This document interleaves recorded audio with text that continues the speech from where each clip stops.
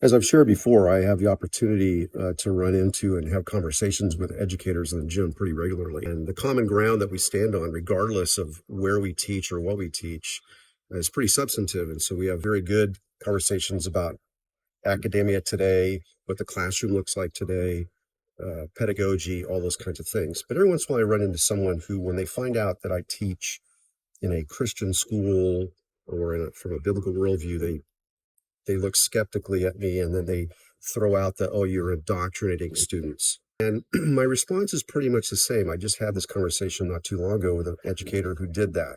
He said, oh, you're indoctrinating students in this kind of narrow band philosophy. I said, wait a minute. First of all, a biblical worldview demands critical thinking.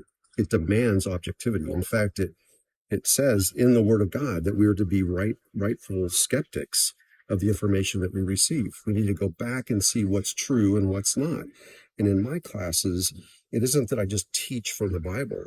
We read from Mao and Hegel and Marx and a number of other philosophers, writers, politicians on the quote other side, unquote, so that the students understand objectively what the other side might be saying and what might be true or not true in that context. And my students, generally speaking, when they graduate from my courses, will go off to college and out-debate their fellow students and their professors. And I have the emails from professors in secular institutions asking me, how did you prepare them like this?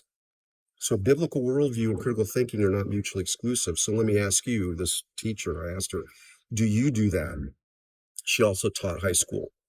And I said, do you provide the other side? Do you compel students to compare multiple sides to come to an objective understanding? And she squinted her eyes and said, well, that's not the point of my classes. Let's see, you just accused me, not even knowing what classes I teach, of indoctrination. And you're telling me you don't indoctrinate your students? And what I'm saying is my indoctrination is to be a critical thinker, a proper skeptic. Are you doing that?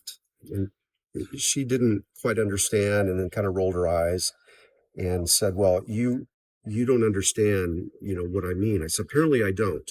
All I'm asking is, do you teach both sides?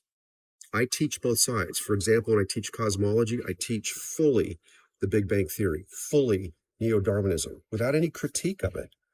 I just teach it. And then the students can look at that, research it, understand it, and then compare it to Genesis 1. Now, how is that myopic? Well, she rolled her eyes and said, well, I don't want to talk about it anymore. I said, well, here's the thing. I would encourage you to not point a finger of accusation at someone because they teach from a biblical worldview, as though that is a limited worldview. It's not a limited worldview. It is a specific agreement that God is God and he is in control, but it doesn't remove us from critical thinking. Anyway, it was a conversation I thought was interesting, and maybe it would be interesting to you, and we'll see how the comments go as a result of this.